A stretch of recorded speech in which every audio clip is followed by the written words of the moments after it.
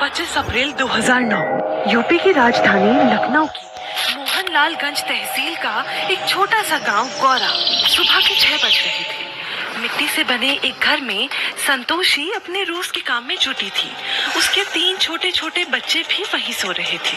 संतोषी ने खाना बनाने के लिए चूल्हा जलाया ही था, तभी अचानक एक औरत और एक मर्द उसके घर के अंदर घुस आए। उनके पास एक पैनी धार वाली कुल्हाड़ी थी। वो औरत संतोषी को देखकर पहले कुछ बड़बड़ाई, फिर गुस्से से चिल्लाई, आज तुम सबको लाइन से लगा देंगे, रुक तू।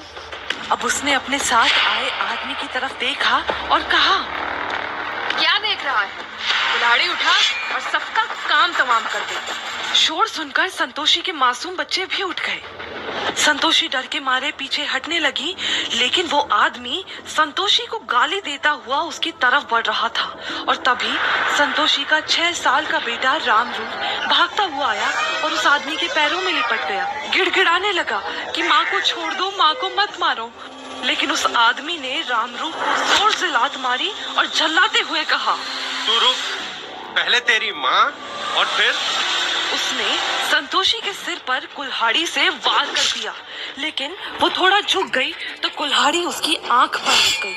उसकी एक आंख बाहर आ गई और वो बेहोश होकर चूल्हे के पास गिर गई। उसका चेहरा खून से सन गया। उसके तीनों बच्चे चीख रहे थे।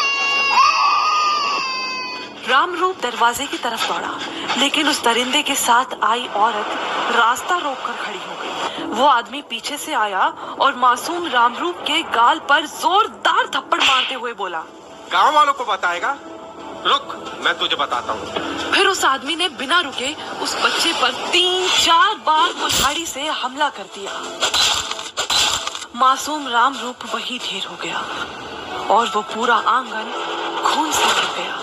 दोनों को अब कमरे से बच्चों के रोने की आवाज आ रही थी। वो कमरे की तरफ बढ़े तो देखा खाट के पाए से लिपटी हुई संतोषी की 4 साल की बेटी सुमिरन चीख चीख कर रो रही थी और बिस्तर पर 1 साल का दुधमुहा बच्चा रवि रो रहा था। अब उस आदमी ने सुमिरन को उठाकर जमीन पर पटका और कुल्हाड़ी से उसका गला काट दिया। सुमिरन के बाद उस आदमी ने उस 1 साल के रवि के भी सीने पर कुल्हाड़ी चला दी। उसके शरीर के 2 टुकड़े हो गए। उसकी भी सांसें थम गई। चूल्हे के पास बेहोश पड़ी संतोषी को जैसे ही होश आया, वो दरवाजे की तरफ भागने लगी। तभी वो औरत पीछे से चिल्लाई, रुक, भाग कहाँ रही है? हाथ में खून से सनी कुल्हाड़ी लिए वो आदमी संतोषी के पीछे भागा और घसीटते हुए उसे आंगन में ले गया। अपने माथे पर लगे खून के छींटों को पोंछते हुए बोला, अब बता, तू क्या कह रही थी? और फिर संतोषी की गर्दन पर कुल्हाड़ी थी। तड़पती हुई संतोषी जमीन पर गिर गई। पूरा आंगन खून से रंग गया। संतोषी के घर के सामने कोलई का घर था। उसकी 50 साल की पत्नी माधुरी अपनी बेटी गीता और संगीता के साथ खाना बना रही थी। अचानक उन्हें भी चीखें सुनाई दी। माधुरी तुरंत खड़ी हो गई और अपनी बेटी संगीता से बोली, लगता है फिर कुछ किया है, हम देख के आते हैं, तुम यहीं रहना। जैसे ही वो बाहर आई, सामने हाथ में खून से सनी कुल्हाड़ी लिए वो दरिंदा खड़ा था।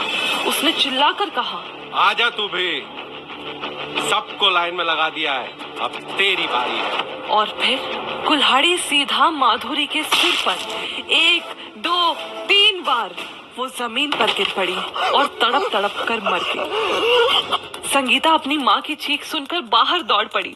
उसने माधुरी के शरीर के टुकड़े देखे तो चीख पड़ी, माँ को क्या हो गया? मेरी माँ को क्या हो गया? मेरी माँ देखो, मेरी माँ को क्या हो गया? और वो आदमी बेखौफ लगातार चिल्ला रहा था। और कोई है? संगीता को देखा तो थोड़ा हंसा और बोला, तू भी जाएगी, आ लाइन में लग। उसने कुल्हाड़ी चलाई, लेकिन संगीता की बाह पर लगी। वो चीखते हुए खेतों की ओर भागी और सीधे मोहनलालगंज थाने पहुंची। सबको मार दिया रे, सबको मार दिया। इधर माधुरी का 12 साल का बेटा राजेंद्र खेत की मेड़ पर नहा रहा था। एक लड़का दौड़ते हुए आया और उसको बताया, अरे तेरी माँ को मार दिया। राजेंद्र उसी हालत में घर की ओर दौड़ पड़ा। जैसे ही पहुंचा उसने देखा पूरी गली में सिर्फ खून बह रहा था। उसकी माँ का शव टुकड़ों में था और वो आदमी अब भी कुल्हाड़ी लेकर घूम रहा था। राजेंद्र को देखते ही चिल्लाया, आजा तू भी, माँ की गोद में सुला दे। अब उसने दौड़कर राजेंद्र के सिर पर 3-4 बार कुल्हाड़ी से वार किया। राजेंद्र गिर पड़ा, लेकिन अब भी उसकी सांसें चल रही थी। तभी कोलैया पहुंचा। अपनी मरी हुई पत्नी और अधमरे बेटे की हालत देखकर वो चीख पड़ा, कोई मेरे बेटे को अस्पताल ले चलो। इसके बाद कोलई रोते हुए घर पहुंचा और बेटी गीता से कहा, तेरा भाई मंडप डालने गया है, जाकर उसे बुला ला। गीता दौड़ी और नन्हा को जाकर बताया। माँ को मार दिया, देखो भैया जल्दी चलो। जल्दी चलो भैया, जल्दी चलो। नन्हा घबरा गया, वो कुछ समझ नहीं पा रहा था। इधर गांव में खबर फैल गई कि 5 लोगों का कत्ल हो गया है। लोग इकट्ठा होने लगे तो वो आदमी संतोषी के घर के पास के भूसे वाले कमरे में कुल्हाड़ी फेंककर खेतों की ओर भाग गए। वो आदमी औरत कौन थे? उन्होंने संतोषी और उसके बच्चों को क्यों मारा? क्या उनका आपस में कोई रिश्ता था? उनसे सनी माधुरी की बेटी संगीता मोहनलालगंज थाने पहुंची। गेट के पास एक कांस्टेबल बैठा था। संगीता हाफते हुए बोली, साहिब, उसने सबको मार दिया। उसने मेरी माँ को कुल्हाड़ी से मार दिया, सबके टुकड़े कर दिए। कांस्टेबल झल्लाते हुए बोला, क्या बक रही लड़की, पागल हो गई है क्या? इतने में मोहनलालगंज के एसएचओ अशोक कुमार शुक्ला आ गए। संगीता एसएचओ के पैर पकड़कर गिड़गिड़ाने लगी। साहिब बचा लो, साहिब, उसने मेरी माँ को मार डाला, मेरी माँ को मार डाला। एसएचओ शुक्ला ने कांस्टेबल से बोला, देखो क्या कह रही है बच्ची, जल्दी से टीम लेकर गौरा गांव पहुंचो। जब पुलिस गांव पहुंची तो मंजर कुछ ऐसा था जैसे किसी कसाई घर का पर्दा हट गया हो। हर जगह खून ही खून। पुलिस ने संतोषी के घर से एक लाश निकालकर बाहर सड़क पर रख दिया। इनमें 50 साल की कोलई की पत्नी माधुरी, 35 साल की संतोषी, उसके 3 बच्चे, 6 साल का रामरूप, 4 साल की सुमिरन और 1 साल का रवि शामिल थे। इस बीच माधुरी के 12 साल के बेटे राजेंद्र को मोहनलालगंज के हॉस्पिटल में एडमिट करवा दिया गया। तब तक कोलई का बड़ा बेटा नन्हा भी वहां पहुंच गया। ऐसे जो शुक्ला के सामने मटमैली लुंगी और गंजी पहना कोलई कांप रहा था। बोला, साहिब, मुझे पता है कि सरवन ने ही इन सबको मारा है। अब एसएचओ ने पूछा, ये सरवन कौन है? कोलई ने इशारा करते हुए बताया। वाला घर उसी का है। अब एसएचओ शुक्ला ने पूछा, और तुम कहाँ थे? कोलई माथा पीटते हुए बोला, हे राम साहिब, मैं सुबह खेत पर था, खबर मिली कि किसी ने मेरी बीवी को कुल्हाड़ी से काट दिया है, तो भागते हुए आया। अब एसएचओ शुक्ला ने वहाँ जमा लोगों से पूछा। किसी ने सरवन को देखा है? एक आदमी धीरे से बोला, मैंने दरवाजे के छेद से देखा था, वो कुल्हाड़ी पटकते हुए खेत की तरफ भागा। उसके साथ एक औरत भी थी। सुनते ही एसएचओ ने सवालों की झड़ी लगा दी। सरवन के घर में और कौन कौन है? सरवन और उसका भाई पवन। पवन? पवन कहाँ है? खेत पर गया है। उसकी बीवी सुमन घर पर है। सुमन को बुलाओ। पुलिस सुमन के घर पहुंची। दरवाजा नहीं खुला तो कांस्टेबल ने किवाड़ तोड़ दिए। सामने सुमन खड़ी थी। उसका माथा पसीने से तरबतर था और वो बड़बड़ा रही थी। मैंने कुछ नहीं किया, मुझे कुछ नहीं पता। अब ऐसे जो शुक्ला ने कड़क आवाज में कहा, इन सबको थाने ले चलो और लाशों को पोस्टमार्टम के लिए भेजो। सुबह के 10 बज चुके थे। सभी थाने में थे।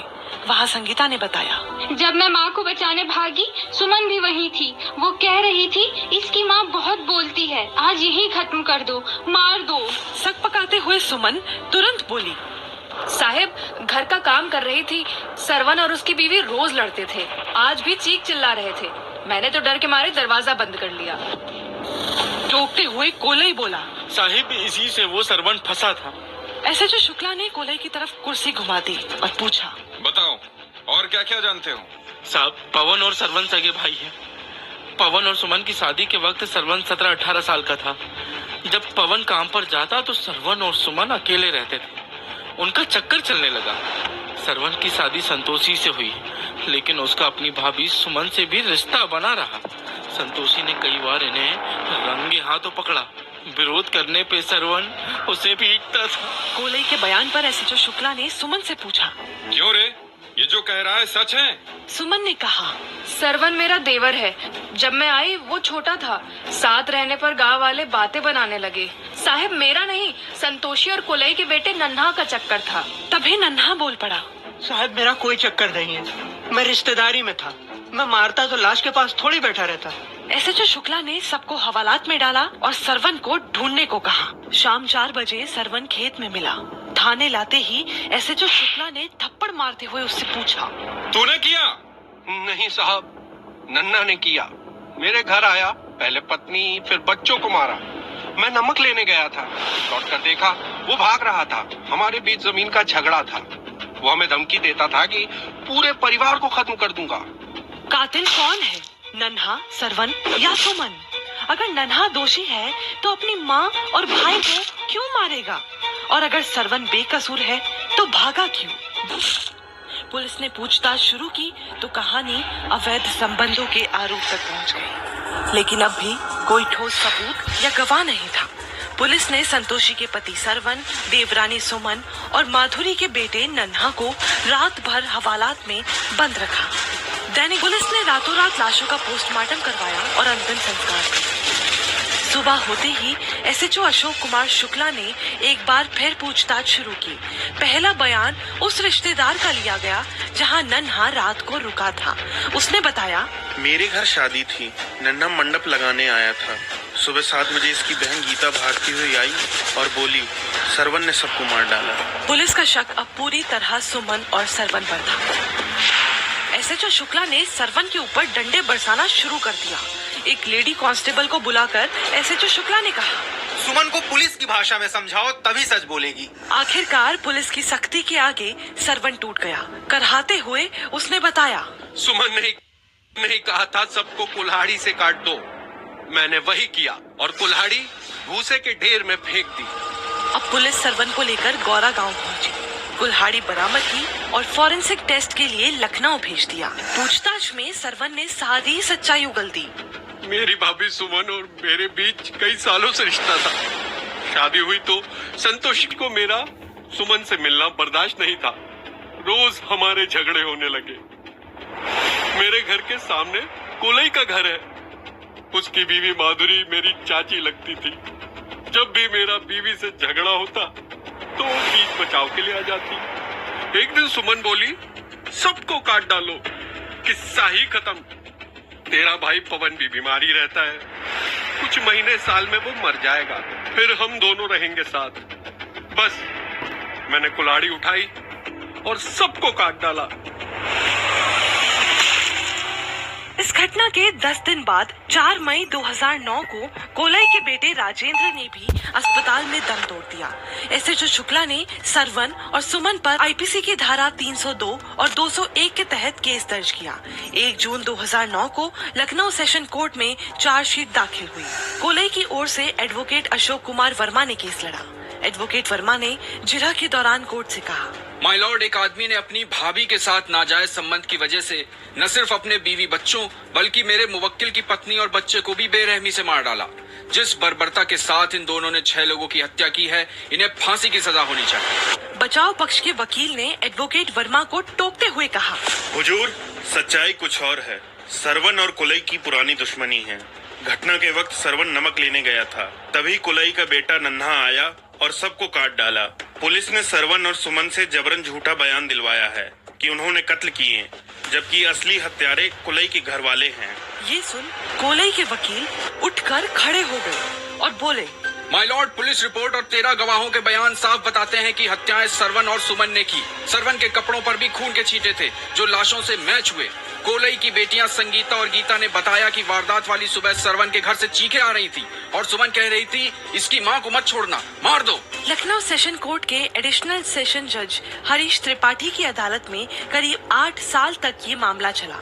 25 अगस्त 2017 को कोर्ट ने सरवन और सुमन को दोषी ठहराते हुए कहा, बचाव पक्ष के तर्क आधारहीन हैं। पुलिस जांच और गवाहों के बयान साबित करते हैं कि सुमन ने न सिर्फ सरवन को उकसाया बल्कि हथियार और हत्या का तरीका भी बताया। पोस्टमार्टम में साफ हुआ कि सभी पर सोच समझकर कई वार किए गए। जख्म गहरे और सटीक थे। ये शैतानी प्रवृत्ति दर्शाता है। अगर सरवन बाहर या जेल में जिंदा रहा तो और लोगों की जान को खतरा रहेगा। ये रेयरेस्ट ऑफ रेयर है। सरवन को मृत्यु दंड दिया जाता है। सुमन ने हत्या में सरवन का साथ दिया, लेकिन उसके छोटे बच्चों को देखते हुए कोर्ट उसे 4 साल कैद और 1000 रुपए जुर्माने की सजा सुनाती है। इलाहाबाद हाईकोर्ट की लखनऊ बेंच ने भी ये सजा बरकरार रखी। अगले एपिसोड